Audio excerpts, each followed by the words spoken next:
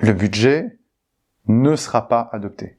Donc la seule solution pour le gouvernement, la seule, c'est de passer par un 49.3. Mais vous voyez bien qu'en fait, elle se réfugie dans des forteresses. Allez regarder les résultats, par exemple, vous allez vous taper Wikipédia, résultats Seine-Saint-Denis, et vous irez regarder les résultats des dernières législatives. En moyenne, c'est entre 50 et 70% pour la gauche dès le premier tour. Pierre Gentil, bonjour. Bonjour. Nous enregistrons notre premier entretien avec vous, qui nous l'espérons sera le début d'une série prometteuse.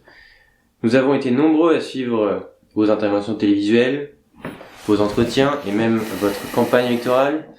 Aujourd'hui, vous revenez sous un autre format avec cette chaîne YouTube. C'est l'occasion pour nous d'évoquer ensemble l'actualité politique générale du mois d'octobre. Première question, simple. Pourquoi avoir lancé cette chaîne YouTube ? Je crois que c'est une décision personnelle et c'est aussi un petit peu une décision collective. Je dirais qu'il y a tout un ensemble de raisons. Déjà, j'y pensais, je maturais un petit peu l'idée depuis plusieurs années en réalité, mais il n'y a jamais eu de réalisation concrète.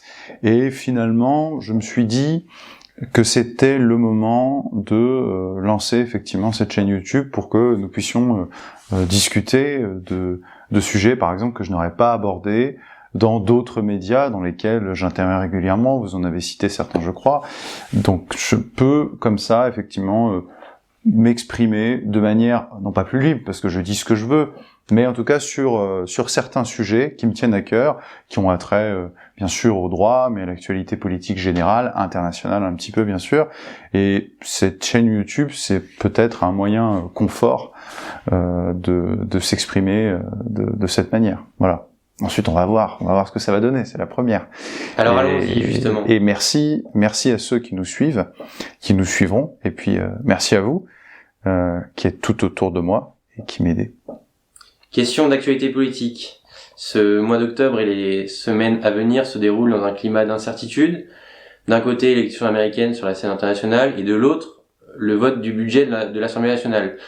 Pensez-vous que le budget va finalement être adopté par l'Assemblée ? Il n'y a pas de suspense.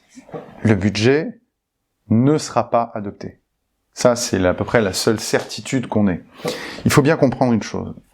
Nous sommes aujourd'hui face à un Parlement qui est sorti d'élections législatives dont on connaît le caractère, l'absence de majorité qui sort de ces élections législatives et la fragmentation de l'Assemblée nationale. Ce qui fait qu'aujourd'hui, il n'y a aucune majorité claire pour voter ce texte. La gauche va voter, elle a annoncé dès le début, non seulement contre ce budget, mais en plus de cela, déposer une motion de censure.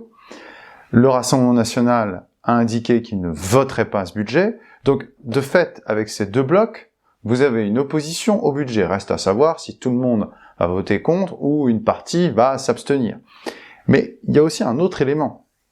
C'est que, à l'intérieur même de cette majorité minoritaire finalement composée des LR et du MoDem, Renaissance, Horizon, tout cet ensemble un peu étrange au fond, il n'y a pas de consensus, puisque des personnalités comme Gabriel Attal, comme Gérald Darmanin, eux-mêmes ont annoncé qu'ils n'étaient pas sûrs de voter le budget.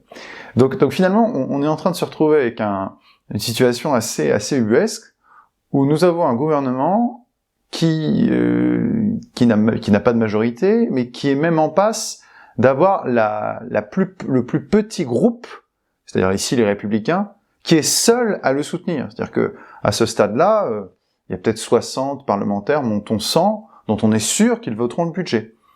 Voilà, donc mais de toute façon, le budget ne passera pas en l'état, et donc la seule solution pour le gouvernement, la seule, c'est de passer par un 49.3. S'il y a 49.3, il y a motion de censure, et là, il y a une chance d'arrêter les frais, quoi. Une fois que le 49.3 est déposé, il y aura immédiatement une motion de censure. Donc. Et d'ailleurs, le gouvernement fait monter le suspense. Mais en réalité, il n'y a aucun suspense. Nous savons pertinemment que tout ça va se terminer par un 49.3. Donc, pour répondre à votre question, le budget ne sera jamais adopté sans 49.3. Et alors, si le 49.3 est appliqué, le gouvernement pourra-t-il faire passer le budget sans risque ? sans risque. Si le gouvernement décide de recourir à l'article 49.3 de la Constitution, rappelons un petit peu ce qu'est l'article 49.3. L'article 49.3 de notre Constitution permet au gouvernement d'engager sa responsabilité, c'est-à-dire à peine de motion de censure, sur un projet de loi. Et ici, le budget. Ça signifie donc que le gouvernement va arriver dans l'Assemblée, je vulgarise, indiquant aux parlementaires, soit vous votez la motion de censure, soit vous votez mon projet de loi, soit vous acceptez mon projet de loi. En somme, cela ouvre la possibilité, ce 49.3, aux parlementaires de voter une motion de censure. Je vous rappelle qu'en principe, les motions de censure, elles sont limitées dans une législature. Là, quand on a une motion de censure par 49.3, il n'y a pas de limitation. Donc, les parlementaires peuvent se dire, on peut les voter facilement, puisqu'on conserve après notre droit toujours de déposer une motion de censure dans la limitation que j'ai indiquée. Car en réaction au 49.3, les députés peuvent renverser l'exécutif grâce à une motion de censure. Ils ont 24 heures pour la déposer, puis 48 heures pour en débattre. Ensuite, 2 scénarios sont possibles. La moitié de l'hémicycle signe la motion de censure, le texte est ainsi rejeté et le gouvernement renversé. Si la motion de censure échoue, le projet de loi est adopté sans vote des députés, mais il devra tout de même être présenté aux sénateurs avant de revenir à l'Assemblée nationale. Le 49.3 est permis pour les projets de loi de finances et de financement de la sécurité sociale. Pour toute autre proposition ou projet de loi, il est limité à un seul recours par session. Donc oui, ici, on va avoir, de toute manière, il n'y a aucun suspense. La gauche a annoncé qu'elle déposerait une motion de censure. La grande question qui se pose maintenant, c'est de savoir si la motion de censure sera adoptée par une majorité des parlementaires. Et une majorité sèche. Encore une fois, c'est un point qui est méconnu, mais quand vous êtes face à un texte de loi au Parlement, il arrive que tous les députés ne soient pas présents dans l'hémicycle. Il arrive qu'il n'y ait que 100 parlementaires, 50 parlementaires. Et pourtant, on vote. Quand vous avez un hémicycle avec 100 parlementaires et seulement 30 qui votent pour et 70 qui votent contre, c'est 70 parlementaires qui auront fait ici la loi, ou qui auront défait la loi plutôt. Dans une motion de censure, c'est tout à fait différent. Il faut une majorité des députés de l'Assemblée nationale, c'est-à-dire au moins 289 parlementaires présents qui votent pour renverser le gouvernement, c'est-à-dire qui votent la motion de censure. Si une motion de censure est votée, alors le gouvernement n'a pas le choix, ce n'est pas une faculté. C'est-à-dire que le gouvernement est obligé de présenter sa démission. Aussi, là, le gouvernement d'Emmanuel Macron, le gouvernement Barnier, il est face à un choix qui est assez difficile, parce que si il décide de ne pas faire passer le budget par 49.3, ou même plus simplement de reculer le moment du budget, on peut pas se retrouver avec une situation où la France, début 2025, a un budget qui n'est pas voté à l'Assemblée nationale, sinon nous nous exposons à une dégradation sur les marchés financiers, une dégradation de la note de la France. Donc un accroissement mécanique des intérêts et donc du montant du remboursement annuel de la dette, etc. Donc ça, c'est la première solution, et ça aurait l'avantage pour Michel Barnier quelque part de rester en place, mais en revanche, économiquement, ça serait une catastrophe pour la France. L'autre solution, c'est celle qui va se profiler, c'est d'utiliser un 49.3, mais au risque que la motion de censure soit adoptée. Aujourd'hui, sur le rapport de force, c'est très simple. La motion de censure, je vous ai dit, c'est 289 parlementaires. On a 193 ou 194 parlementaires du Nouveau Front Populaire, qui, je pense, voteront quasiment comme un seul bloc cette motion de censure qu'ils auront déposée. Il en faut donc 90 autres parlementaires pour voter cette motion. Ils ne les trouveront pas dans la majorité. Évidemment, Gabriel Attal, Gérald Darmanin ne vont pas voter la motion de censure.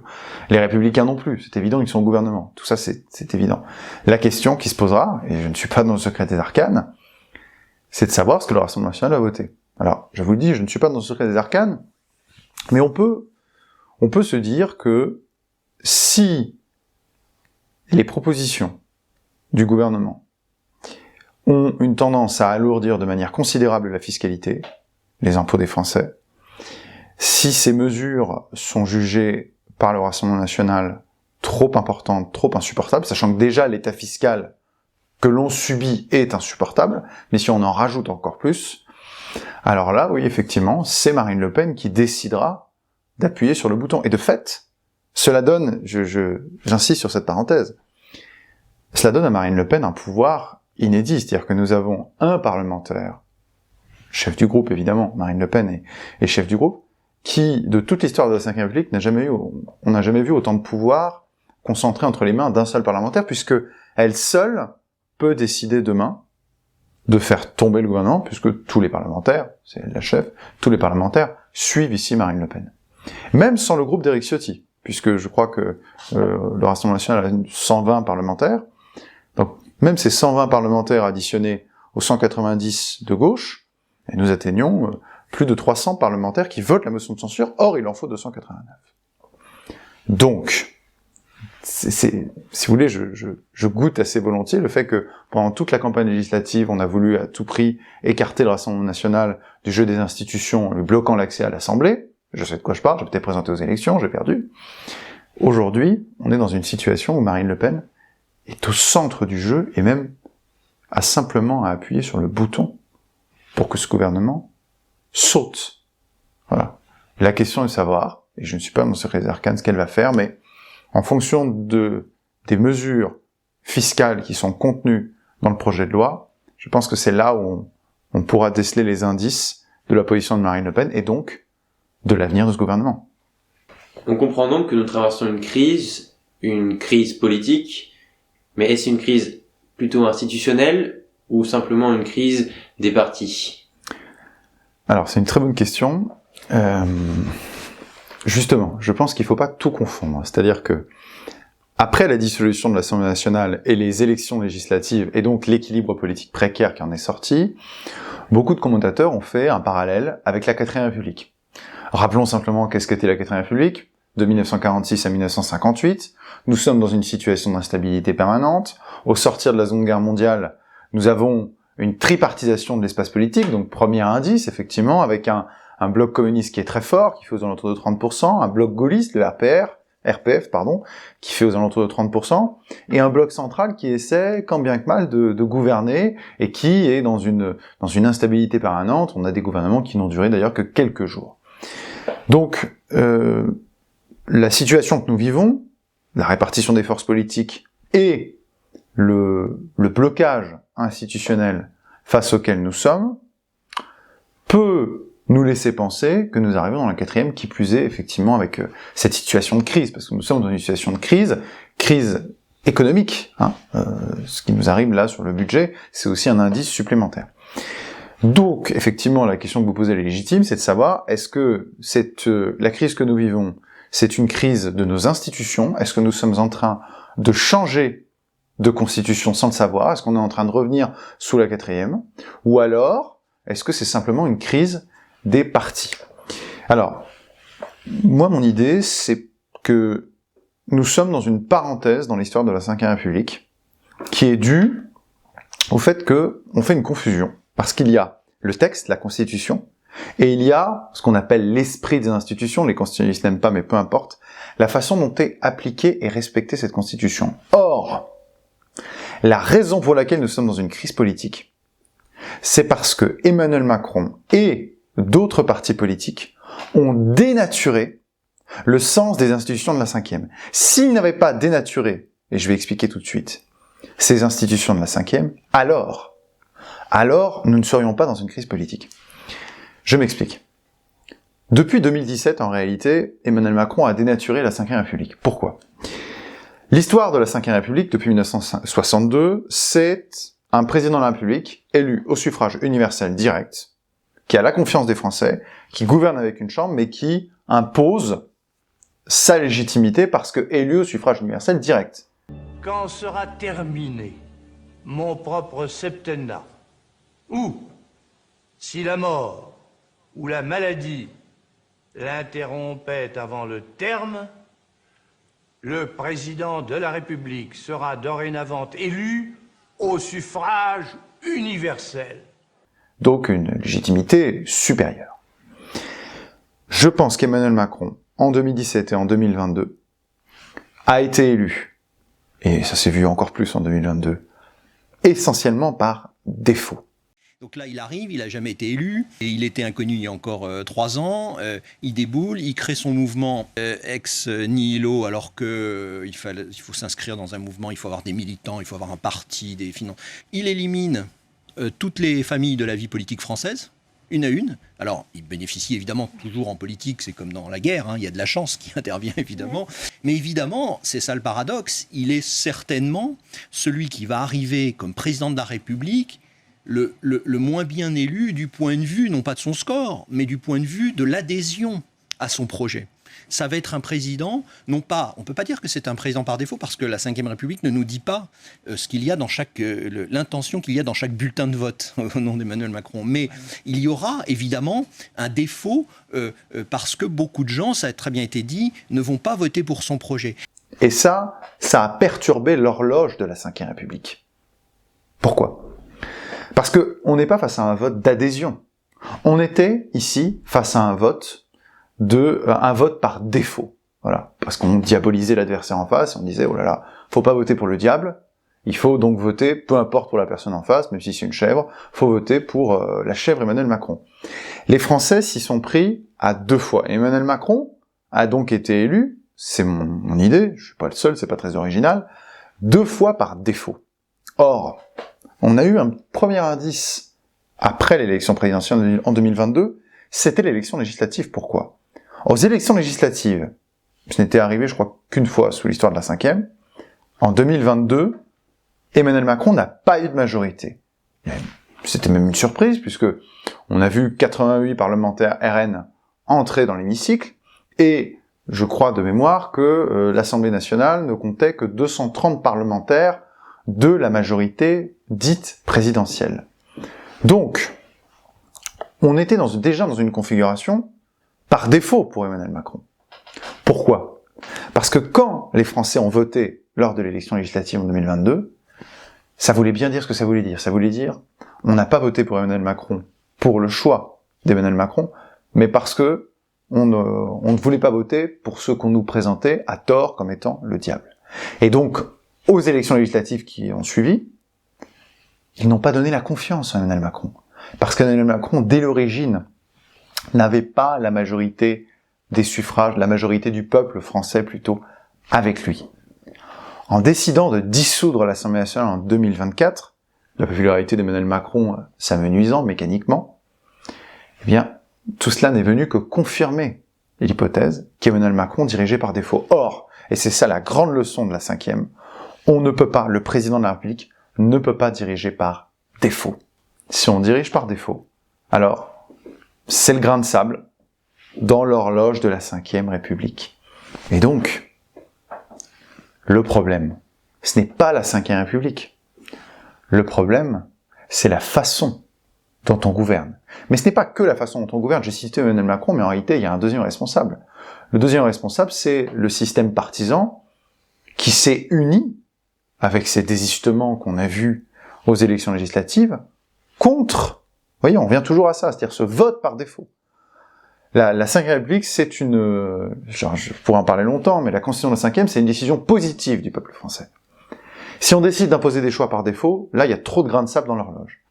Et donc, les partis politiques de gauche et du centre, qui, au second tour, dans l'entre-deux tours de l'élection législative, ont appelé à voter contre les candidats du Rassemblement national, c'était pas voter pour, c'était voter contre. Et là, d'ailleurs, on a vu qui s'est allié, qui s'est uni. Eh bien, mécaniquement, ça aussi, ça a fait dérégler la machine, et cela a abouti à une chambre ingouvernable. Sinon, nous aurions eu, selon la prévision des sondages, s'il n'y avait pas eu ces désistements et ce cinéma, il y avait une majorité absolue, ou quasiment absolue, pour le Rassemblement national. Et donc, un gouvernement de la 5e République. Mais de toute façon, en réalité, je vais vous dire une chose, Emmanuel Macron, il aurait dû démissionner. Il aurait dû démissionner dès le soir des élections européennes, et encore plus au lendemain des élections législatives qui le mettent encore plus en minorité. Je veux pas faire parler les morts parce que je trouve ça un peu sujet à caution, mais on pourrait s'interroger sur l'attitude qu'aurait été celle du général de Gaulle s'il avait été désavoué d'une manière aussi cinglante après des élections législatives. Qu'il me soit permis de penser qu'il aurait sans doute présenté ses démissions comme il l'a fait après le suffrage raté de, vous savez, le référendum de 1969 sur les collectivités, je crois, territoriales. Jamais la décision de chacune et de chacun de vous n'aura pesé aussi lourd. Si je suis désavoué par une majorité d'entre vous, solennellement, ma tâche actuelle de chef de l'État deviendra évidemment impossible et je cesserai aussitôt d'exercer mes fonctions. Donc, la Ve République, il y a le texte et il y a la pratique, ce qu'on en fait. Vous voyez ? Donc, la crise à laquelle nous assistons aujourd'hui, ce n'est pas une crise de la Ve. La Ve, au contraire, est un régime solide. C'est d'ailleurs, je crois maintenant depuis peu, devant la Troisième République, la Ve République et sa constitution, c'est la plus longue de toute notre histoire. Simplement, nous avons, pour que ce régime fonctionne, il faut des responsables à la tête. Or, Emmanuel Macron est un irresponsable. Or, les gens qui ont appelé à voter contre le Rassemblement national dans leur carnaval antifasciste sont des irresponsables parce qu'ils ont précipité ce chaos. Et donc, ils ont dénaturé la Ve République. C'est pour ça que je vous dis que nous sommes dans une parenthèse. La crise que nous vivons, c'est même pas seulement une crise des partis, c'est une crise des hommes, une manière de fausser les institutions. Mais si demain, une élection présidentielle a lieu sur un choix positif du peuple français, et non pas un choix par défaut, naturellement, aux élections législatives qui suivront, puisqu'on peut penser qu'il y aura une dissolution quoi qu'il arrive après l'élection présidentielle de 2027, celles-ci donneront une majorité confortable au président ou à la présidente de la République. Vous voyez donc, la Ve République, elle n'est pas morte. En revanche, que certains profitent, en particulier à gauche, pas seulement, mais en particulier à gauche, de ce moment de crise pour nous dire « Ah, le problème, c'est la constitution de la Ve République », ça je l'entends parfaitement.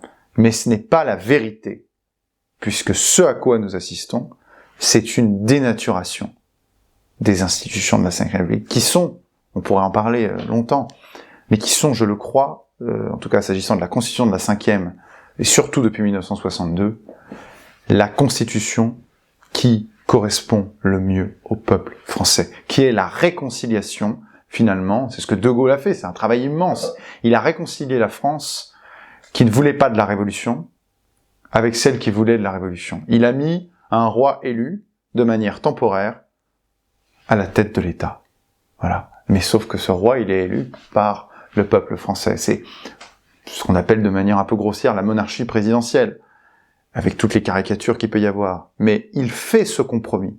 Et je pense que les Français, dans une vieille tradition maturée monarchiste, et la personne qui vous parle n'est pas du tout monarchiste, mais là n'est pas la question, sont attachés à ce qu'il y ait un pouvoir identifié, pas un pouvoir occulte, un pouvoir identifié, un pouvoir fort, qui impose sa décision politique, dès l'instant, évidemment, qu'il est relié directement, j'irais presque dire, comme ma main est reliée par mes veines et par mon sang, à la volonté populaire. Voilà. C'est ça l'esprit en tout cas c'est une partie vraiment de l'esprit de la Ve République. Et il a été dénaturé. Comment allons-nous donc sortir de cette crise politique, surtout si le gouvernement Barnier tombe avant la fin de l'année? Il n'y a pas 36 000 solutions. Soit le gouvernement... il y a deux hypothèses. Prenons la première hypothèse, le Rassemblement national ne vote pas la motion de censure et le gouvernement Barnier reste en responsabilité. c'est quand même, pour l'année 2025, encore une course aux obstacles. Il y aura la loi immigration, il y aura aussi la question rapidement de présenter un projet de loi pour mettre en place la proportionnelle, et puis vous aurez de nouveau en novembre prochain le budget, donc dans l'année qui suivra, pour Michel Barnier, il y aura encore un risque de motion de censure. Mais voilà, donc il peut survivre au budget, mais de toute manière, il y aura d'autres obstacles. Ça, c'est la première hypothèse, donc il arrive à passer le budget. La deuxième hypothèse, c'est que Michel Barnier peut être censuré à l'occasion de ce budget. Si Michel Barnier est censuré, et ça, je pense que c'est vraiment un point qu'il faut avoir en tête. Je pense que la première fois que le gouvernement Barnier subira la censure, et donc l'obligation, je le rappelle, pour le gouvernement de démissionner, les Français et le système médiatique se diront que, au fond, la difficulté venait du gouvernement, et de la tête du gouvernement qui ne correspondait pas. Emmanuel Macron nommera donc un nouveau Premier ministre. Mais si ce nouveau gouvernement est confronté aux mêmes difficultés et subit le même sort, c'est-à-dire une motion de censure quelques mois plus tard, alors, pour Emmanuel Macron, ça va commencer à être compliqué, parce que là, le problème, tout le système médiatique et politique va finir par dire ce que certains pensent déjà, très fortement d'ailleurs, c'est que le problème, c'est lui. C'est lui qui a dissous. C'est lui qui est resté aux responsabilités par 2 fois en 2022 et en 2024 avec une minorité à l'Assemblée nationale. Et donc la pression va se faire de manière constante et permanente sur lui. Que cet homme soit détesté et ne puisse pas sortir de son château de l'Élysée sans se faire huer, ça c'est entendu. Mais là, il va vivre pendant 2 à 3 ans avec une pression médiatique constante, puisque nous n'aurons aucun gouvernement, et quoi qu'il arrive, aucun gouvernement stable.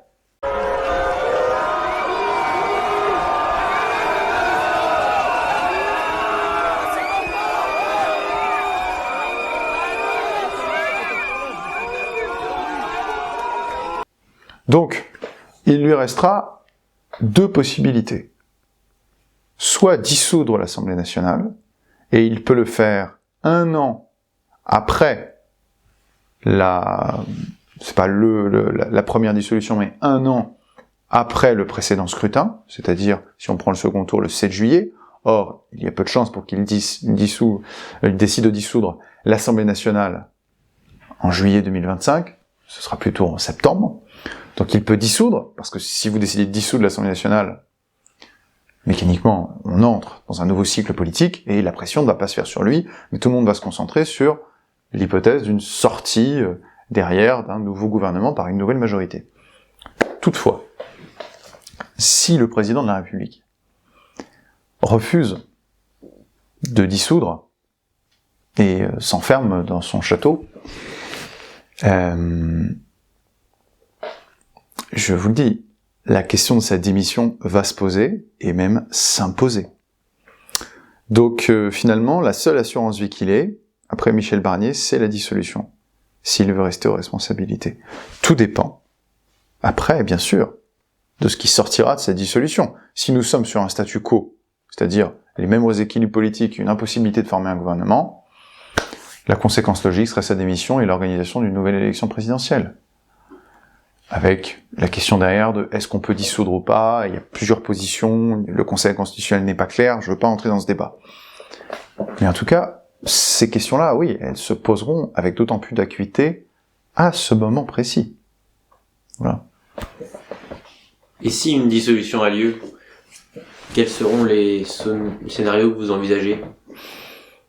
Alors c'est compliqué de répondre à la fin de l'année, en octobre 2024, à cette question, au moment dans lequel nous enregistrons, sur une dissolution dont nous venons de dire qu'elle ne pourrait pas, en tout état de cause, intervenir avant le 7 juillet 2025. Bon.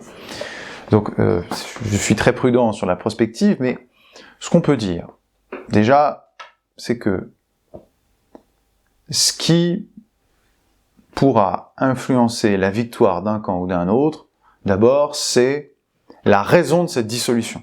Si Emmanuel Macron dissout parce qu'il n'a plus de gouvernement, ce n'est pas la même chose que s'il dissout alors qu'il n'y a pas de motion de censure. Voilà, il faut une raison à cela. Donc quel est le scénario qu'on va avancer? Quand Emmanuel Macron a décidé de dissoudre l'Assemblée nationale au lendemain des élections européennes, il y avait quelque chose, alors de suicidaire, je l'entends, mais aussi quelque chose de cohérent sur le plan constitutionnel et pour les Français. C'était de dire, je ne suis pas soutenu, puisque ma candidate, nullissime au passage, Valérie Hayé, a fait un score calamiteux, donc je redonne la parole au peuple français. C'est peut-être la seule chose courageuse et qu'on peut approuver de son quinquennat, c'est d'avoir là-dessus dissous l'Assemblée nationale et redonner la parole au peuple français. Que la parole soit donnée au peuple souverain, rien n'est plus républicain. Cela vaut mieux que tous les arrangements, toutes les solutions précaires. C'est un temps de clarification indispensable. Donc, premier élément, les raisons pour lesquelles on dissout. Deuxième élément, le contexte économique et social. Il est clair que si la situation économique continue à se dégrader, ou si une crise économique ou un retour de l'inflation intervient, ça va jouer mécaniquement pour savoir qui va remporter ou non la victoire. Il faut quand même qu'on ait 2-3 chiffres en tête. Je voudrais quand même rappeler aux gens que 1/4 des Français déclarent recourir à la solidarité au moins une fois par an, la solidarité nationale, pour se nourrir. 1/4. Qu'on a un Français sur 2, je crois que c'est 49%, donc quasiment un Français sur 2, qui déclare être en difficulté pour terminer le mois, faire face aux charges au regard de ses dépenses. Donc on a des gens qui soit n'y arrivent pas, soit grignotent progressivement dans leur capital, donc on a au moins une moitié de la France qui s'appauvrit. Parce que tout passe par le loyer, par l'électricité, etc. Enfin, c'est la vie courante de chacun qui est bouleversée. Tout ça, je veux pas faire de raisonnement marxiste parce que c'est pas du tout ma tradition politique, mais ça a quand même des incidences sur les comportements de vote et la bascule. Vous savez, la raison pour laquelle le Rassemblement national est passé, je crois, de 17 ou 18% aux élections législatives en 2022 à près de 32% en 2024, on fait pas x2, mais on n'est pas loin, en 2 ans. À la fois, je pense qu'il y a les questions de fond, migratoires, d'insécurité. Il faut dire que l'actualité est là, malheureusement, pour l'illustrer. L'affaire Lola, récemment, ce qui est arrivé à Philippines, c'est arrivé après les élections législatives, bref, c'est tous les jours maintenant. Mais il y a aussi une donnée de fond qui est la question du pouvoir d'achat, qui est la question économique. Voilà. Donc ça, évidemment, ça va jouer. Après, si vraiment on veut pousser la prospective, qui peut emporter ces élections législatives? Moi, je vais vous dire simplement que le bloc central, on va raisonner comme ça. On n'est pas sur un système tripartite, mais un système tripolaire, avec 3 pôles. Un grand pôle de gauche, qui est dirigé par Jean-Luc Mélenchon. Un grand pôle central, dont on ne sait pas vraiment par qui il est dirigé d'ailleurs, mais un grand pôle central. Et un grand pôle national, parce qu'il ne se revendique pas de droite, qui est dirigé par Marine Le Pen, avec ses alliés, Éric Ciotti, etc. Pour la victoire du pôle de gauche, je vois pas très bien comment est-ce qu'on peut aboutir à un tel scénario. Voilà, très clairement. Parce que la gauche recule, tout simplement, année après année, et elle s'enferme dans des forteresses. Je m'explique, c'est-à-dire, la gauche baisse, là-dessus, je vous invite à regarder le dernier numéro de Livre Noir, puisque Frontières, décidément, qu'Éric Tegner me pardonne. Dans le dernier Frontières, vous avez une illustration de la baisse, très intéressante, du vote de gauche, et qu'est-ce que vous constatez? C'est que la gauche s'effondre dans les campagnes. Dans le Cher, où j'ai été candidat dans le sud du département, à la 3e circonscription, vous avez, et de manière générale dans tout le département, un effondrement du vote de gauche. Mais vraiment. Alors même qu'ils étaient unis. Par exemple, vous le savez, vous êtes venu avec moi, je parle à la personne qui est derrière la caméra, la gauche, dans son intégralité, fait 17%. dans la 3e circonscription du Cher.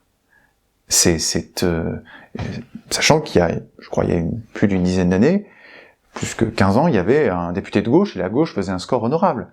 Donc il y a un effondrement de la gauche dans la ruralité. Et elle se concentre, cette gauche maintenant, essentiellement dans les banlieues, mais elle ne progresse plus, hormis dans les centres-villes, dans certains centres-villes, mais vous voyez bien qu'en fait, elle se réfugie dans des forteresses. Allez regarder les résultats, par exemple, vous allez vous taper Wikipédia, résultats Seine-Saint-Denis, et vous irez regarder les résultats des dernières législatives. En moyenne, c'est entre 50 et 70% pour la gauche dès le premier tour. Parfois, on a des duels gauche contre gauche. Donc, leur score, en réalité, de base, j'ai dit qu'au niveau national, il n'était pas plus haut, il était plus faible, contrairement à ce qu'ils disent, mais il y a un trompe-l'œil, c'est-à-dire qu'en fait, ils doivent la hausse de leur score par le fait qu'ils font des scores de dictateurs africains, si j'ose dire, dans ces banlieues. Mais au niveau de l'équilibre du pays, ça n'évolue pas favorablement. Donc, je ne vois pas très bien comment est-ce que la gauche pourrait avoir une majorité de 289 parlementaires, au moment où je parle.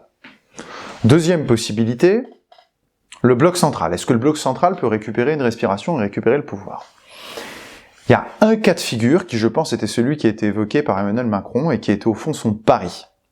C'était quoi son pari, la dissolution? Moi, je fais partie de ces gens qui considèrent qu'Emmanuel Macron a fait un choix rationnel. C'était quoi son option rationnelle, si j'ose dire, à mon avis? C'était de se dire, je vais dissoudre rapidement l'Assemblée. Et c'est ce qu'il a fait, c'est la dissolution la plus rapide. Il publie le décret de dissolution lundi, annoncé le dimanche soir, et le vendredi, il fallait déposer les candidatures. Donc ça veut dire qu'entre-temps, il fallait que la commission d'investiture puisse se réunir, etc. Il misait sur une incapacité de la gauche, qui plus est après les élections européennes, à s'unir. Imaginez un instant que la gauche n'ait pas réussi à s'unir sous la bannière Nouveau Front Populaire. Ils l'ont fait en un temps record. Imaginez ce qui se serait passé au soir du premier tour.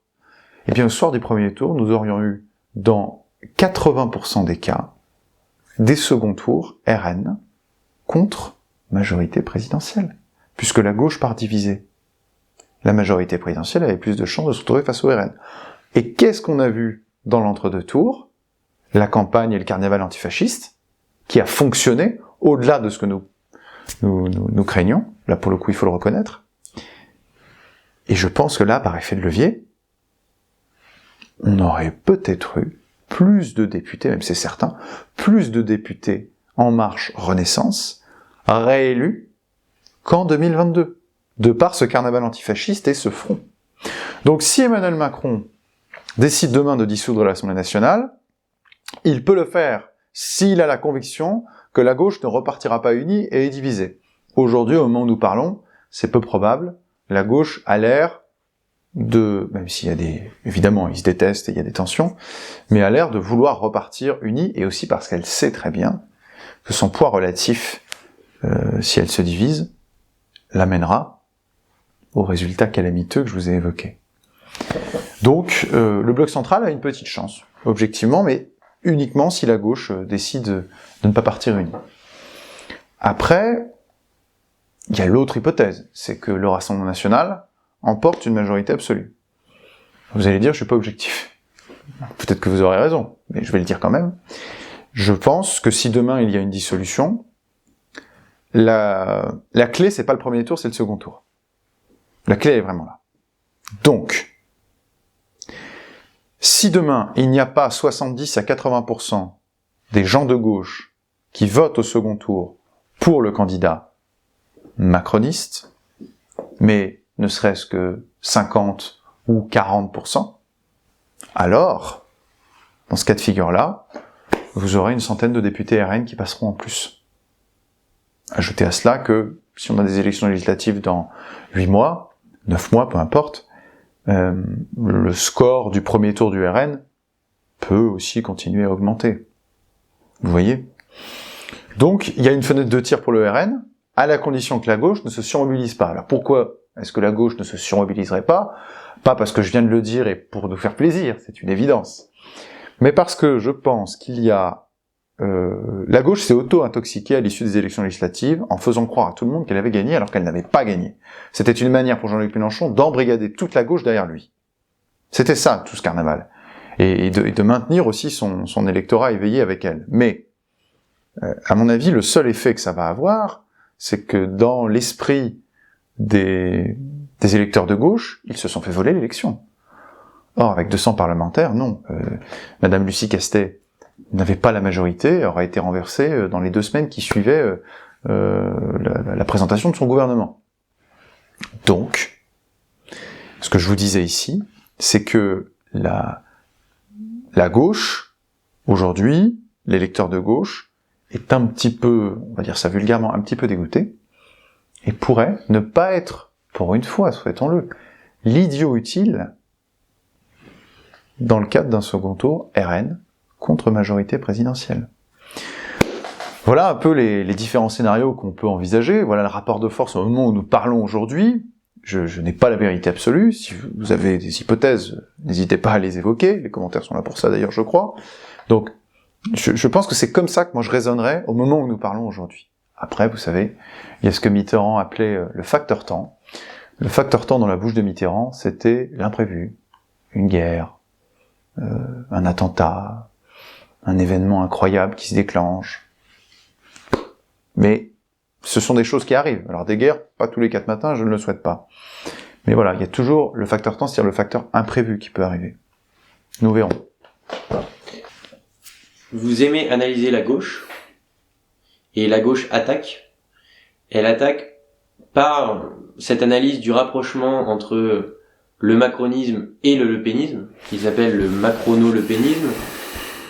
Plusieurs intellectuels de gauche comparent même cela au pacte conclu entre les élites conservatrices du gouvernement Von Papen et du Parti national-socialiste en 1933.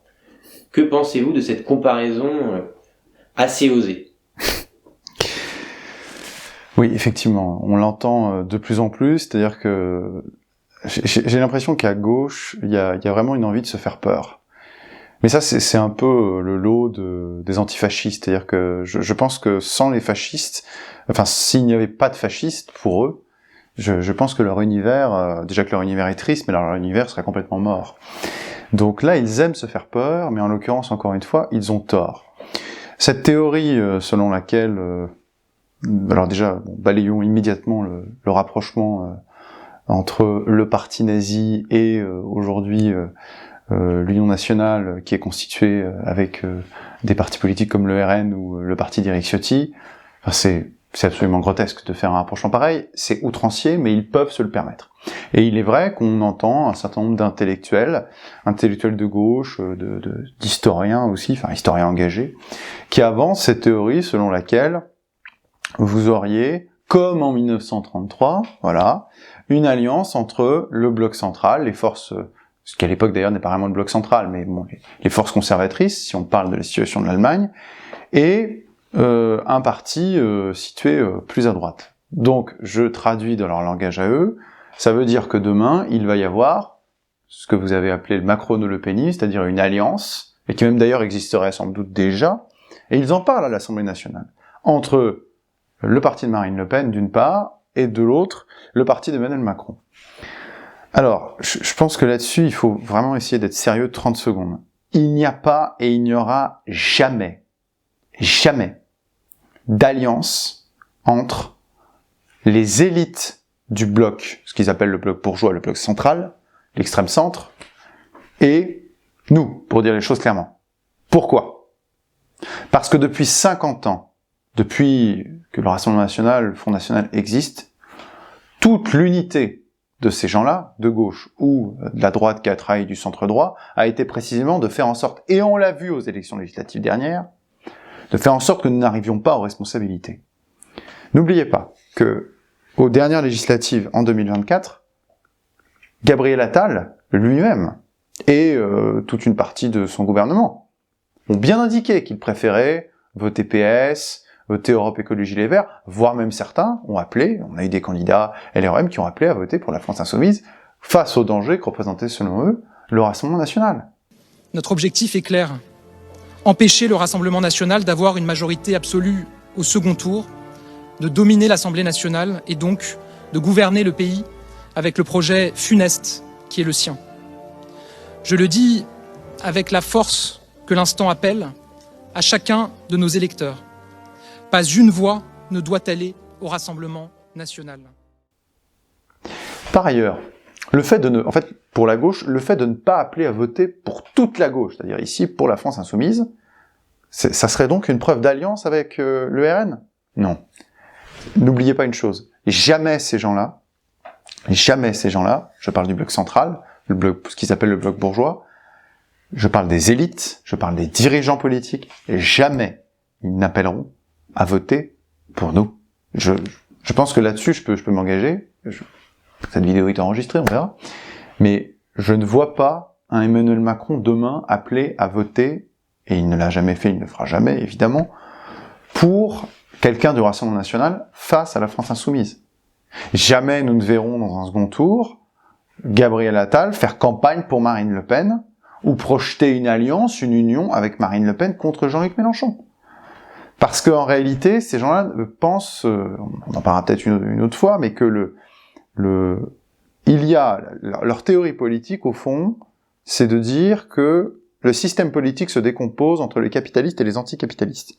Par conséquent, les affinités se feraient entre capitalistes et entre anticapitalistes d'autre part. Et c'est vrai, on pourra en discuter, nous ne sommes pas dans notre camp anticapitaliste. Alors il y a des gens qui s'égarent parce qu'ils confondent l'anticapitalisme et l'antilibéralisme, qui sont deux choses différentes, on pourrait y revenir. Mais de fait, oui, ça nous fait, si vous voulez, un point commun. Mais un point commun, ça fait pas un programme.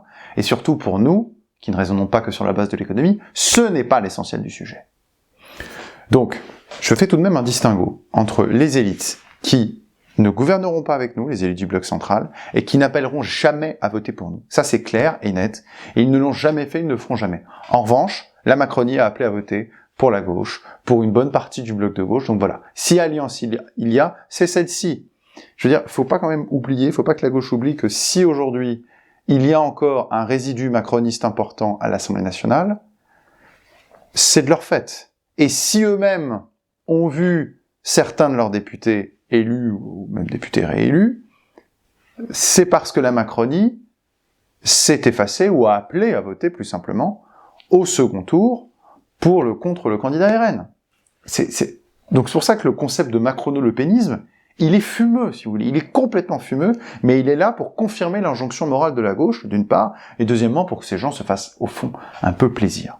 Maintenant, si je suis honnête jusqu'au bout, je vous ai dit que, s'agissant des élites, l'hostilité était franche et claire, au moment où nous parlons. En revanche, c'est vrai que dans l'électorat macroniste, dans le bloc central, on va prendre des républicains en passant par le MoDem jusqu'à Emmanuel Macron, il y a un mouvement de bascule, c'est-à-dire un électorat traditionnellement plutôt centriste, plutôt bourgeois, qui est en train, c'est vrai, de plus en plus, d'aller vers ce bloc RN, UDR. Et l'UDR, là-dessus, est d'ailleurs plutôt une belle ouverture. Donc, si ça ne fonctionne pas au niveau des élites, en revanche, c'est vrai. Au niveau de l'électorat, ça commence à prendre. Et je connais les structures de vote du RN, je sais que c'est toujours majoritairement les ouvriers, que c'est toujours majoritairement les employés et les moyens bas revenus qui vont voter plutôt RN que les hauts revenus. Et là-dessus, je suis tout à fait en phase avec mon ami Jérôme Sainte-Marie, qui a fait d'ailleurs un entretien encore à Frontières il y a quelques semaines. Donc je contesterai pas cette analyse. Mais par contre, de fait, nous avons de plus en plus de personnes qui sont de ce qu'on appelle le bloc bourgeois, ou en tout cas de l'ex-bloc central, qui votent pour le Rassemblement national et ses alliés. Pourquoi ? Et ça, c'est un point important. Parce que je pense que nous sommes en train... On dit beaucoup qu'on est dans un système tripartite, ou en tout cas tripolaire, avec un grand bloc de gauche, un grand bloc central et un grand bloc de droite. De fait, je ne conteste pas cette analyse au moment où nous parlons. Mais la vie politique n'est pas figée, elle évolue. Mon intuition, et que c'est vers une bipolarisation nous sommes en train d'aller, ou plutôt de revenir. La tripartisation n'est jamais dans notre histoire un moment stable. Elle a existé sous la 4ème République, elle a finalement disparu, et la 4e d'ailleurs avec. Mon intuition, c'est plutôt que nous allons arriver à un système bipartite avec une gauche très forte dans certains centres-villes et dans toutes les banlieues et une partie des faubourgs. Enfin, la banlieue, pas le faubourg, c'est pas le terme exact. Un RN qui sera très puissant, et il l'est de plus en plus, dans la ruralité, même une ruralité qui ne lui était pas très favorable. On dit beaucoup que la Bretagne c'est une terre de gauche, c'est toujours une terre de gauche, mais les scores du RN en Bretagne montent considérablement. Pareil pour l'Auvergne, qui n'était pas traditionnellement très RN, allez regarder les scores du RN dans le Cantal, ou même un petit peu au-dessus en Corrèze. En 10 ans, on a fait un bond absolument spectaculaire.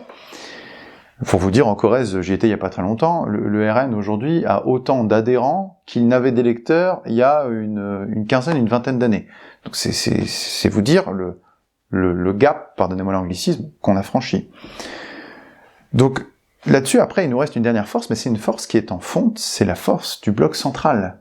Ce qu'ils appellent, peut-être à raison, le bloc bourgeois. Seulement, ce bloc bourgeois, pour des questions sociologiques, et aussi pour une question de choix, va être amené à choisir. J'en termine par là, mais c'est important. Aux élections législatives, quelle est la leçon de l'élection législative du premier tour? C'est que le premier parti, c'est le RN, et le deuxième, c'est pas la Macronie, c'est la gauche. Et donc, si on se place en 2027, quelle est l'hypothèse la plus probable aujourd'hui au moment où nous parlons? C'est que Marine Le Pen soit face à Jean-Luc Mélenchon ou à un candidat de gauche. Et là, le bloc bourgeois, je parle de l'électorat, sera obligé de faire un choix. Et quel sera son choix? Et bien là, je pense que oui. Son choix sera davantage avec nous. Parce qu'il comprendra qu'il est face à un moment décisif de bascule où le vote blanc et l'abstention n'est pas un choix. Et deuxièmement, que il y a un choix à faire, un choix de civilisation, un choix de société, et que si demain la gauche dirigée par Jean-Luc Mélenchon l'emporte, pour des raisons économiques, mais pas que pour des raisons économiques, aussi pour des raisons culturelles et migratoires, et pour des raisons démocratiques tout simplement, faut pas oublier que ces gens-là n'ont pas beaucoup d'amour des libertés, ce sera une solution de sans retour, là où le RN constamment a démontré qu'il était dans le jeu des institutions et qu'il rassurait et qu'il savait bien se comporter. En témoigne l'activité des parlementaires RN depuis 2022. Donc nous allons arriver dans un système bipolaire. Et dans le cadre de cette arrivée progressive et de cette fonte du bloc central, alors là oui c'est vrai. Là le bloc bourgeois peut être amené à faire un choix. Mais alors les parallèles ridicules avec la situation en 33, en Allemagne, ce sont les élites qui ont donné le pouvoir. Ça n'a pas été suivi après par le peuple. Le parti nazi, il est resté sur ses mêmes scores.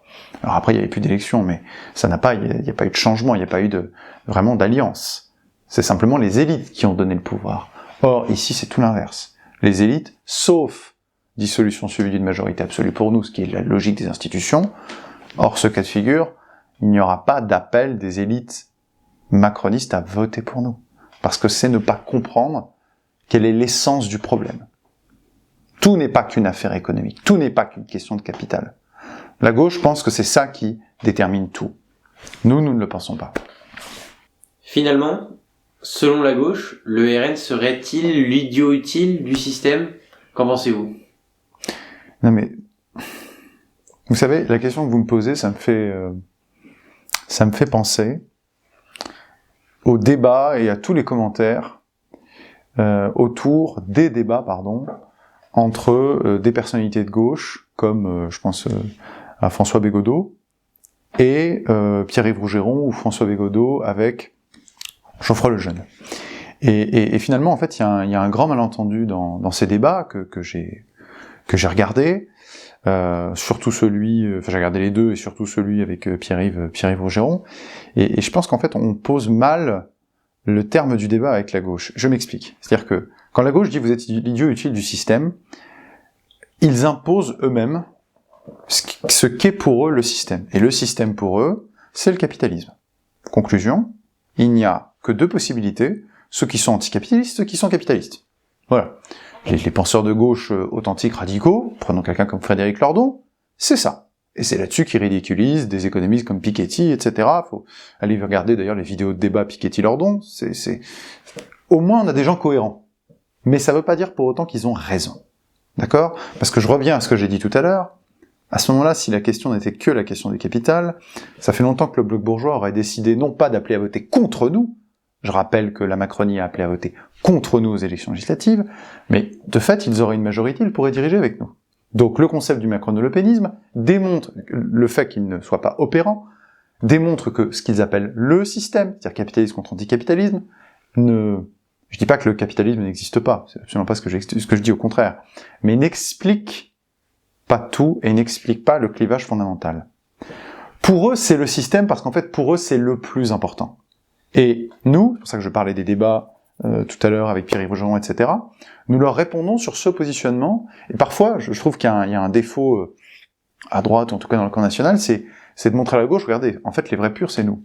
Moi, je suis pas du tout d'accord avec ça. Vous voyez, par exemple, moi, je distingue volontiers le capitalisme du libéralisme, et ça évite les confusions.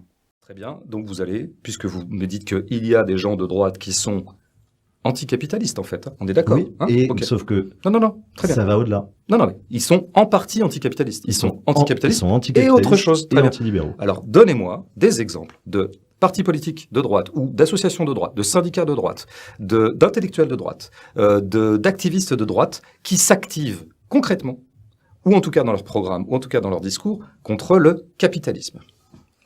En tant que quoi ? En tant que mesure contre sociale Le capitalisme est un système de production.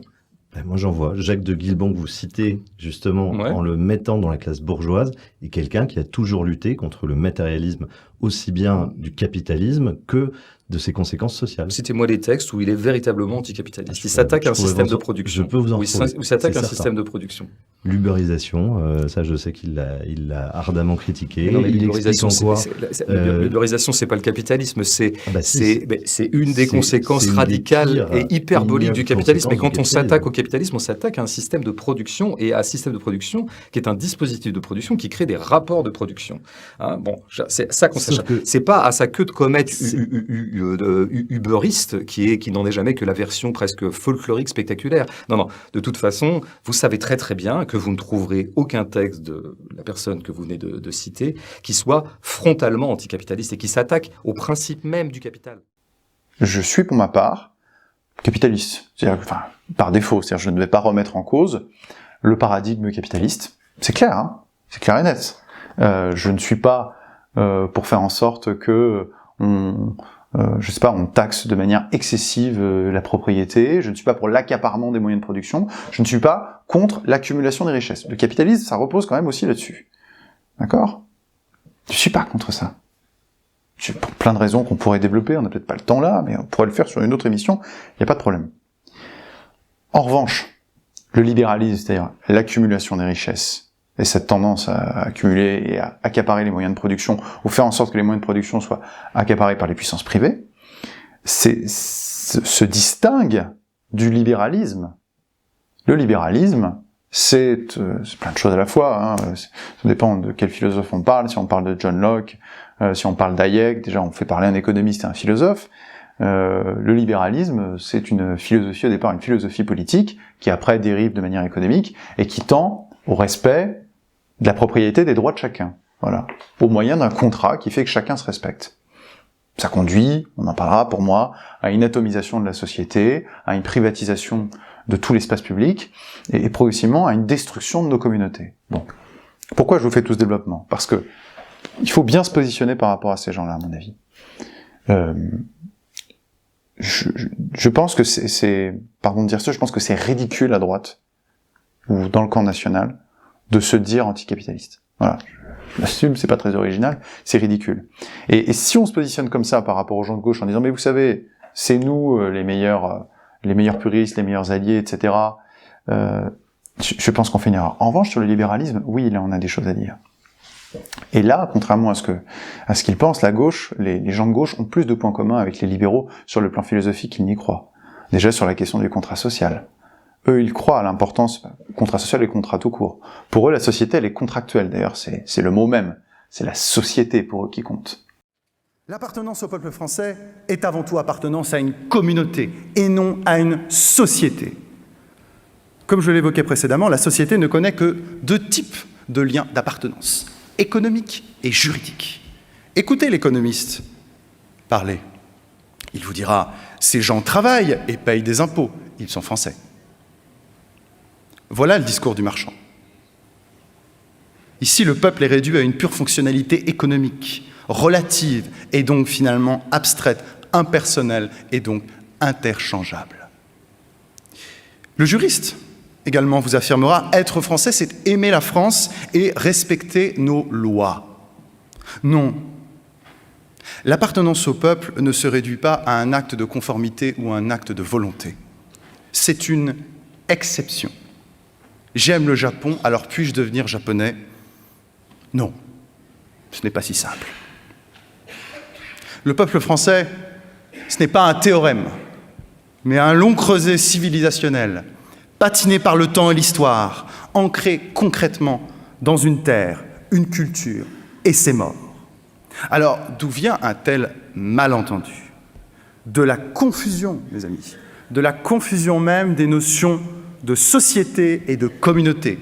Celui qui paye ses impôts et respecte nos lois appartient à la société. Celui qui vit le legs de ses ancêtres appartient à la communauté et donc au peuple. Alors que nous, je dis nous, on va dire dans le camp national, même s'il y a des divisions, c'est pas un problème. Ce qui compte, ce sont les communautés historiques. Il y a un livre de Ferdinand Tönnies, dont j'ai déjà beaucoup parlé, qui s'appelle « Communauté et société », qui est un peu oublié aujourd'hui, qui explique bien la différence entre les deux. Et le libéralisme, favorise l'arrivée de la société et la destruction des communautés. C'est-à-dire un monde qui est réglé uniquement sur du contrat, sur du droit, sur des échanges, etc. Moi, je considère que la loi du contrat, c'est pas la loi qui doit régir la société. La loi de la libre volonté, les volontés individuelles n'ont pas à s'imposer en permanence et à être sacralisées. On n'a pas à sacraliser les droits individuels contre les droits collectifs. Vous voyez, par exemple, c'est un peu l'affaire de l'imam Iqwissem. Cette personne a ses droits individuels, son droit de mener une vie familiale normale, sauf que voilà, il y a un moment, le Conseil d'État a jugé sagement que il y avait une menace sur l'ordre, je ne sais plus exactement quels étaient les termes, mais on peut avancer ça, qu'il y avait une menace à l'ordre public. L'ordre public, c'est pas quelque chose qui entre dans le paradigme libéral, parce que ce ne sont pas des droits individuels. Vous voyez ce que je veux dire? Il y a le droit à la sûreté, mais c'est le droit pour chacun. Donc tout ce développement, pour vous dire ceci. La gauche pose les termes du débat. Si vous acceptez ces termes tels que posés, si vous ne mettez pas en cause ces termes, vous avez perdu. Et c'est ce qui fait d'ailleurs dans les deux débats que j'ai regardés, face à quelqu'un qui est, on peut le dire, redoutable, qui est un redoutable débatteur, qui est François, je sais plus quel est son prénom d'ailleurs, Monsieur Bégodeau, François Bégodeau, je crois que c'est ça son prénom. Oui. De base, je pense que vous avez remarqué que dans ces deux débats que j'ai cités, les personnes sont sur les gens de droite sont sur la défensive. Parce qu'ils ont accepté les termes du débat. Celui qui impose les termes du débat change radicalement le jeu. Vous voyez? Le terme du débat, c'est de dire, non. Le système, c'est pas ça. Qu'est-ce que c'est le système? Aujourd'hui, là, au moment où nous parlons, c'est ceux qui sont pour l'enracinement. C'est ceux qui sont pour préserver notre peuple de sa disparition. C'est le monde des déracinés contre le monde des enracinés. Et de ce point de vue-là, les libéraux sont des déracinés, comme les gauchistes le sont. Pour eux, il n'y a pas de patrie, il n'y a pas de frontières, il n'y a rien. Voilà. Il y a juste la volonté individuelle et le bon vouloir du moment. Ce qui fait que d'ailleurs, selon le bon vouloir du moment, ça nous donne l'idéologie woke. Je me sens aujourd'hui, je sais pas moi, une girafe à moteur nucléaire. Vous voyez, ce genre d'absurdité. Ou que je suis tantôt d'un sexe ou tantôt de l'autre. Cette question de la libre volonté comme déterminante, comme moteur de l'univers, ça conduit à une société hyper individualiste. Et ça, c'est le cœur nucléaire du problème. Une société individualiste, c'est une société qui disparaît. Et je parlais de société et communauté, c'est surtout la destruction des communautés. Je ne nie pas l'individu, encore une fois, mais l'individualisme c'est l'abus de l'individu, comme l'autoritarisme et l'abus d'autorité. Aussi, vous avez une dichotomie, ici, très claire, qu'il faut poser entre le libéralisme d'une part et le capitalisme d'autre part. Vous voyez, donc il faut bien poser ces termes. Moi, je ne suis pas anticapitaliste, il faut poser ces termes dès le début. Qu'est-ce qui compte le plus pour nous? C'est tout simple, on n'est pas dans les grandes idéologies, c'est la survie de notre peuple. Contre la mondialisation, contre le melting pot généralisé, contre le monde des flux, contre l'indifférenciation. Pour le rattachement concret de notre peuple à sa communauté historique, pour son droit à se maintenir sur son sol, comme l'ont été ses ancêtres et comme le seront ses descendants. Ce sont des choses concrètes, et non pas abstraites. Voilà. Si on pose les termes du débat là-dessus, vous allez voir, Monsieur Bégodeau, il va être d'accord avec le patron du MEDEF qui dit qu'il n'y a pas assez d'étrangers en France. C'est, encore une fois, tout dépend qui pose les termes du débat. Et d'ailleurs, il est intelligent parce qu'il l'a reconnu lui-même, à un moment, je sais plus dans quelle interview c'était, parce que je l'écoute un petit peu quand même de temps en temps, parce que je m'intéresse à ce qui se dit en face, il a reconnu que l'immigration, parce que c'est quand même un peu le cœur nucléaire, ce grand changement, ce grand bouleversement, c'est pas un débat intéressant. Oui, c'est pas un débat intéressant, parce que pour lui, c'est pas le débat. Pour lui, le débat, c'est le paradigme capitaliste. Ce sujet de l'attachement à la France, il est souvent lié à un autre sujet, c'est celui de l'immigration. Alors justement, là c'est intéressant, j'aimerais bien avoir votre regard, François Bégodeau, sur cette question politique qui est aujourd'hui, on va dire, centrale dans le débat public. Sur cette question politique, certains ont œuvré à rendre centrale. Ça, c'est la première chose qu'il faut dire. Moi, c'est pas central dans ma réflexion politique, l'immigration. Ce qui est central, pour moi, c'est les rapports sociaux. À ce titre-là, les rapports sociaux, je constate que beaucoup de gens qu'on appelle des immigrés, qu'on appelle parfois des migrants, sont en situation de subordination dans les rapports sociaux. À ce titre-là, ils ont ma sympathie. Ce sont les souffrants de l'histoire. D'accord ? La question de l'immigration, c'est d'abord la question des migrants. Les migrants eux-mêmes sont des gens qui souffrent. Non. Je l'ai dit, je suis pas contre le capitalisme, je suis pas contre l'idée de la concurrence, l'idée que c'est le plus fort et le plus méritant qui doit l'emporter, à condition de donner les moyens à chacun, c'est pas quelque chose qui me choque. Absolument pas. Voilà. Alors on pourrait développer, parce que je peux apporter des nuances à tout ça. Évidemment, je suis pas un capitaliste au sens capitaliste 19e siècle, mais peu importe. Ce n'est pas le paradigme fondamental pour moi. À partir du moment où on laisse nos adversaires imposer le paradigme, on est sur les défensives. Voilà ce que j'avais à dire. Donc non, nous ne sommes pas les idiots utiles du système, parce que tout dépend ce que nous appelons le système. Un mot sur l'actualité internationale. Dans quelques jours aura lieu l'élection américaine. Donald Trump pourrait l'emporter selon les sondages. Est-ce qu'il peut réellement l'emporter selon vous? Et quelles conséquences cela aura sur la France à terme?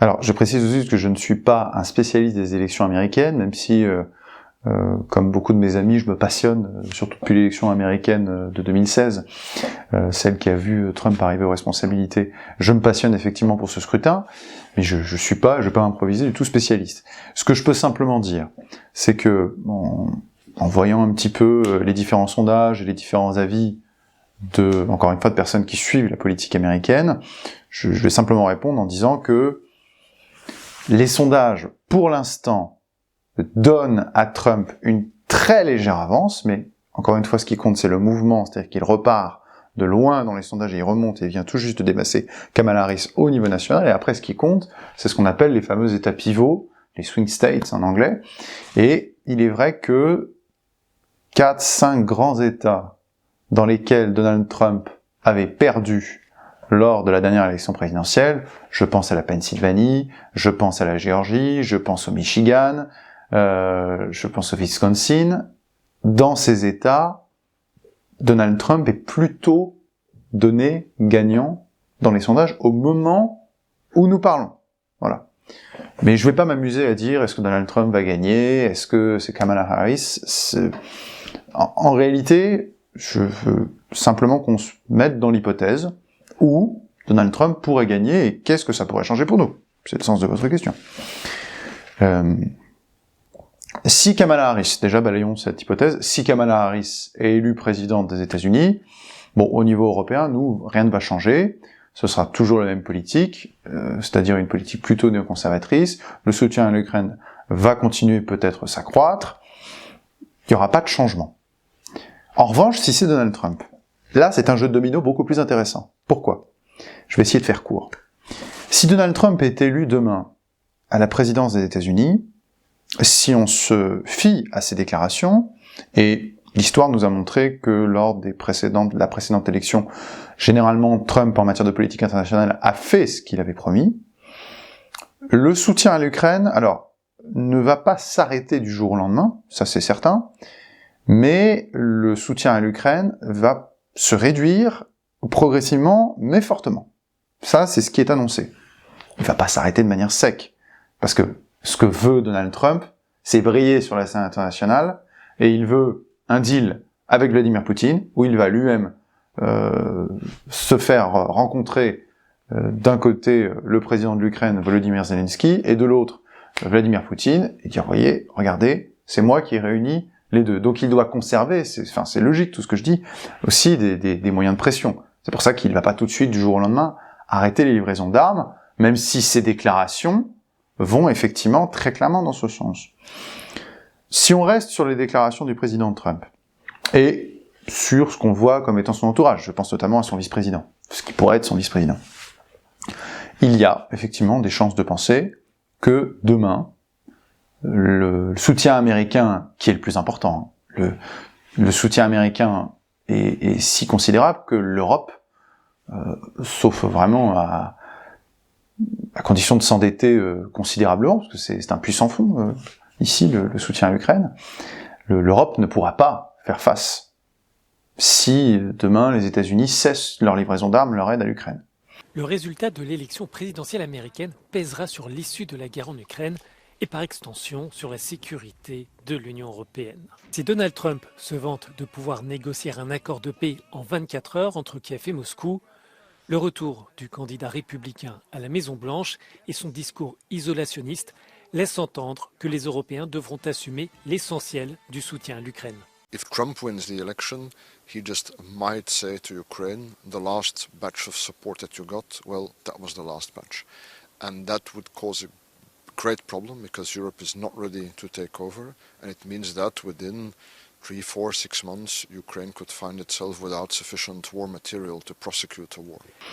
Donc, si Donald Trump est élu, je prends vraiment toutes les précautions, et je ne fais qu'analyser ici, je ne donne pas mon opinion pour l'instant, on peut penser que la guerre en Ukraine va tôt ou tard s'arrêter. Ou en tout cas, que Donald Trump va pousser Vladimir Poutine et Volodymyr Zelensky à la négociation, et dans la mesure où il a un levier qui n'est pas négligeable vis-à-vis de Volodymyr Zelensky, c'est-à-dire les livraisons d'armes, je pense que l'Ukraine, malheureusement pour elle, en sortira perdante. Et là-dessus, les Européens, s'ils ne comblent pas l'aide américaine, devront aussi mécaniquement se plier à leur choix. Mais allons peut-être un peu plus loin et essayons de deviner ce qu'il pourrait advenir encore quelques années plus loin.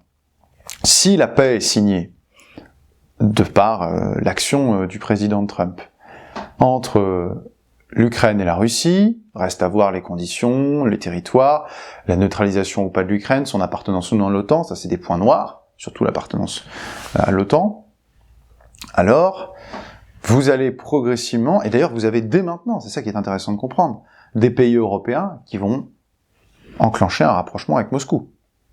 Vous savez, y a des pays qu'il faut qu'on regarde un petit peu, l'Italie qui traditionnellement est atlantiste, je discutais il y a quelques jours justement avec un spécialiste dont je tairai le nom de la politique étrangère italienne, et qui me disait que le jeu italien est atlantiste, mais justement il se laisse les coups des franches, et il n'est pas exclu que les Italiens et les Allemands soient parmi les premiers à rouvrir le dialogue avec la Russie. Les Allemands, pourquoi? Parce que, mettons-nous dans la configuration suivante, si vraiment la paix est signée, d'accord? La paix, c'est la paix, hein. Il y a plus d'hostilité, alors il y a de l'inimitié, c'est autre chose. Mais si la paix est signée, demain, vous savez ce qui va se passer, moi je vais vous le dire, le patronat allemand, qui dirige l'Allemagne, qu'il s'agisse de la CDU ou de la gauche démocrate allemande, le patronat allemand va, une fois la guerre terminée, venir voir les responsables politiques et leur dire, maintenant, pour notre industrie, il nous faut de l'énergie. Et l'énergie, c'est-à-dire ici le gaz russe, il est quand même beaucoup moins cher. Et qu'est-ce qui va se passer? Renseignez-vous, déjà, dès maintenant. Les Allemands envoient des signaux qui sont des signaux qui tendent à voir diminuer le soutien à l'Ukraine.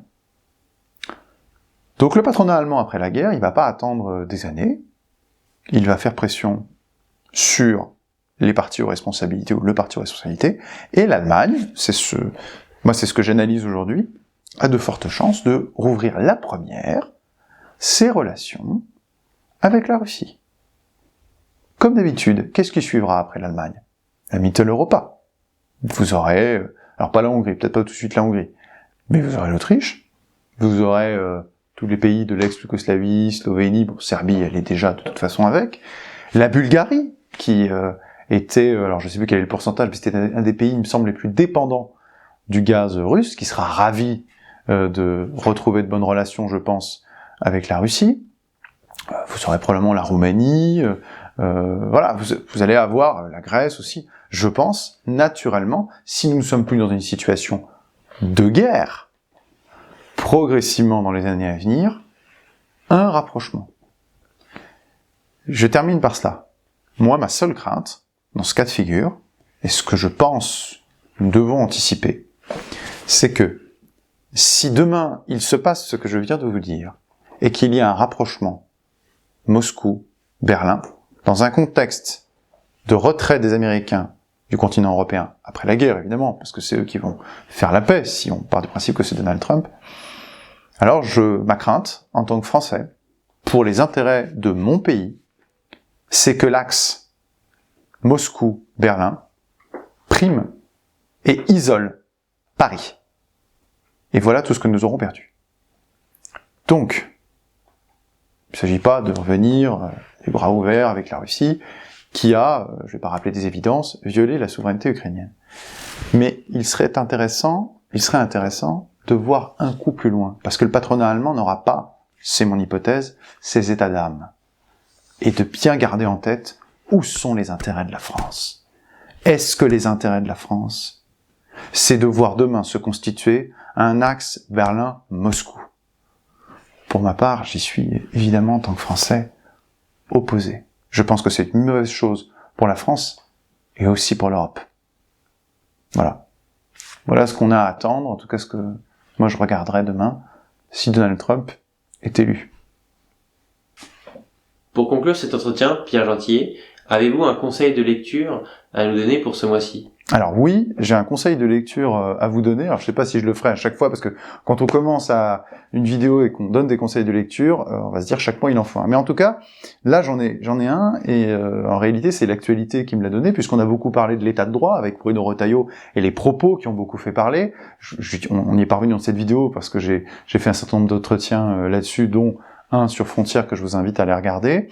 Et il se trouve qu'il y a un excellent livre que j'ai là, que j'ai lu, qui est sorti il y a déjà quelques années, qui s'intitule Le totem de l'état de droit, qui a été écrit par mon excellent confrère Guilain Benassa. Je le montre ici à la caméra. Voilà. Alors c'est un petit livre que vous pouvez encore trouver, qui s'est bien vendu, qui est aux éditions, je crois, de l'Artilleur, si je dis pas de bêtises, et qui est un livre, alors, encore une fois, ne soyez pas effrayés, ni par le mot, ni par le fait que c'est écrit par un juriste. C'est un livre très compréhensible, très bien écrit, encore une fois pour ce dont on parle, qui est très accessible, et qui, je pense, pourra vous donner des clés. En plus, on balaye, je dirais, en philosophie du droit assez largement et assez bien, puisque Guilain Benassa parle des deux grandes traditions juridiques, tradition anglo-saxonne, la rule of law, tradition allemande, Rechtsstaat, et évoque des auteurs, et non des moindres, comme Hans Kelsen, Carl Schmitt, etc. Donc je vous laisse découvrir ce livre, qui vraiment est accessible, et que vraiment je recommande à tout le monde. Voilà, donc ça c'est mon conseil du mois, puisque Bruno Retailleau parlait de l'état de droit. Si vous voulez savoir ce que c'est l'état de droit, lisez Le totem de l'état de droit. Merci beaucoup Pierre Gentillet, merci pour cet entretien. Merci à vous de l'avoir suivi, merci à vous d'avoir permis cette réalisation. Et puis écoutez, si cet entretien vous a plu, n'hésitez pas à le faire savoir. Si vous avez des commentaires à faire, écoutez, faites-les. Si vous avez des améliorations que vous voulez proposer évidemment, elles sont bienvenues. Et si cet entretien vous a plu, eh bien, n'hésitez pas à mettre un j'aime.